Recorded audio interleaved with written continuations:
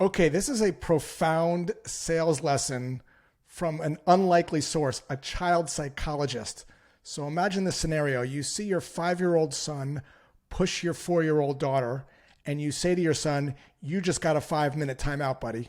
And he says to you, Dad, why do I have a timeout? Now, if you're like most people, your instinct is going to be to explain to your 5-year-old why they have a timeout. You might say something like this, well, you pushed your sister, so you have a timeout. The problem is your son's going to say, well, she started it, and now you're in an argument with a 5-year-old. So the child psychologist says that your son, let's just call him Max, already knows why he's in a timeout. So your job as a parent is to let Max do the work discovering why he's in a timeout. Here's what that might sound like. Dad, why am I in a timeout? Max, how come you think you're in a timeout? I don't know. I didn't do anything. She started it. She started it? Yeah, she was calling me names. Parent. And then what happened next?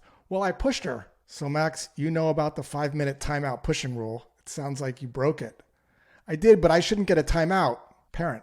How can we avoid a timeout when you broke the pushing rule? Max. All right, I guess, but only 5 minutes, right? Parent, yes. So who's doing the work here, the parent or Max?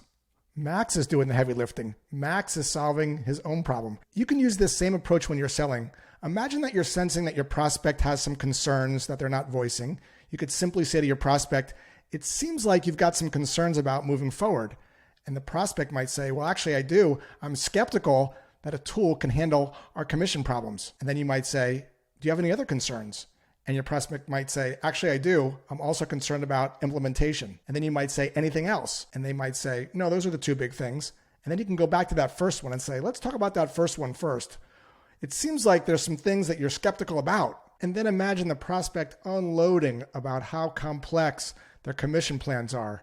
And they talk for about 2 minutes. Instead of saying, well, here's how we address it, we can simply pass the potato back to the prospect and let them do the work by saying something like this. How do you suggest we can help alleviate those concerns? And the prospect might say, well, you can give me a trial.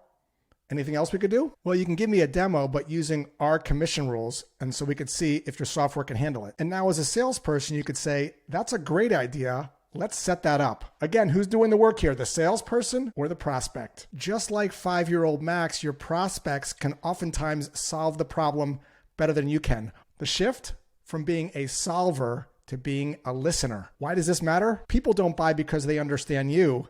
They buy because you understand them.